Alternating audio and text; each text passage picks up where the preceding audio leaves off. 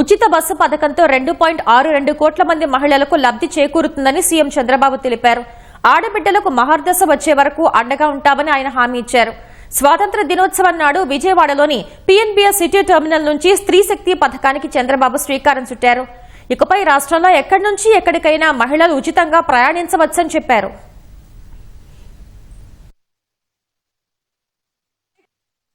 Palle Velugu, ultra Palle Velugu, city ordinary express, metro express, వీటిలో ఏ bus ఎక్కినా ఎంత దూరం వెళ్లినా జిల్లాలు మారినా ఎవరికి ఇబ్బంది లేకుండా ప్రయాణ సౌకర్యం ఏర్పాటు చేసే బాధ్యత ఈ ప్రభుత్వానిది. 11,449 బస్సుల్లో 8,458 బస్సులు మీకోసం స్త్రీశక్తి కోసం కేటాయించాం. ప్రతి తల్లి అత్తింటిలోని తన కూతుర్ని ఉచిత బస్సులో వెళ్లి చూసి తిరిగి రావచ్చు. పైసా ఖర్చు లేదు. ప్రతి కోడలు అత్తతో కలిసి ఉచిత బస్సులో మార్కెట్కి పోయి సరుకులు కొనుక్కొని ఇంటికి పోయే పరిస్థితి వస్తుంది.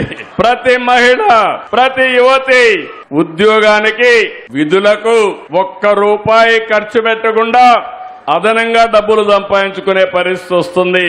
వృద్ధులు హాయిగా దేవాలయాలు శ్రీకాకుళం నుంచి మంత్రాలయం వరకు, శ్రీశైలం వరకు ఉచితంగా ప్రయాణ సౌకర్యాలు ఏర్పాటు చేసుకోవచ్చు. పుణ్యక్షేత్రాలన్నీ దర్శించుకోవచ్చు.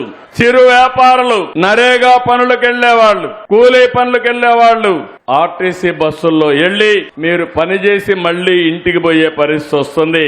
ఈ రోజు ఈ కార్యక్రమం ద్వారా 2,62,00,000 మంది మహిళలకి లబ్ధి చేకూరే ఏకైక కార్యక్రమం ఈ యొక్క స్త్రీ శక్తి అని చెప్పి కూడా నేను మీకు తెలియజేస్తున్నా. ₹1 కూడా ఎక్కడ పే చేయొద్దండి.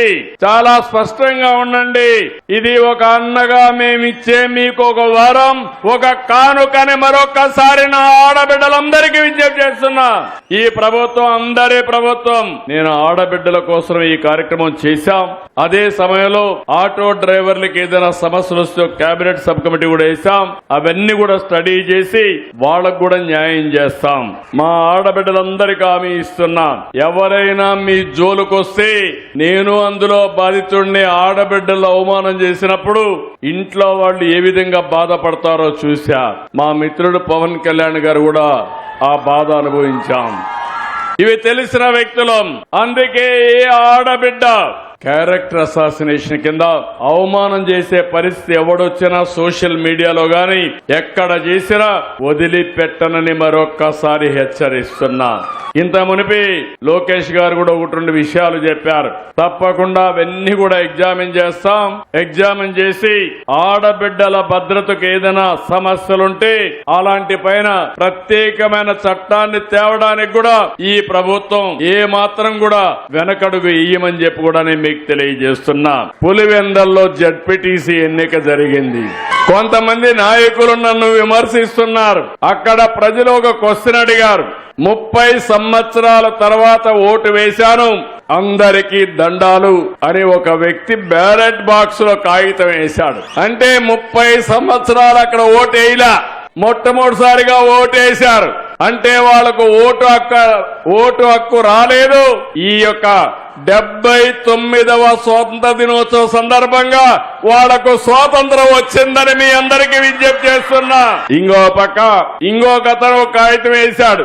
మా వివేక సార్కి న్యాయం చేయండి సార్ అని. చెయ్యాలనా లేదా న్యాయం? చెయ్యాలా లేదా న్యాయం?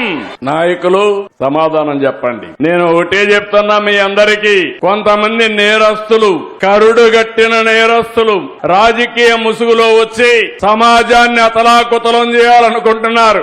అందుకే చెప్పా, సిబిఎన్ 14 సిబిఎన్ కాదు, 95 సిబిఎన్. అందులో నేను గాని, పవన్ కళ్యాణ్ గారు గాని, బీజేపీ గాని ఎక్కడా అన్యాయం చేయం, ఎవరి జోలుకు రావు. ప్రజాస్వామ్యాన్ని అపహాస్యం చేసిన, నేరాలు చేసి రాజకీయ ముసుగులో తప్పించుకోవాలన్నా వదిలిపెట్టే సమస్య ఉండదు, ఉండబోదని మరొకసారి విజ్ఞప్తి చేస్తున్నా.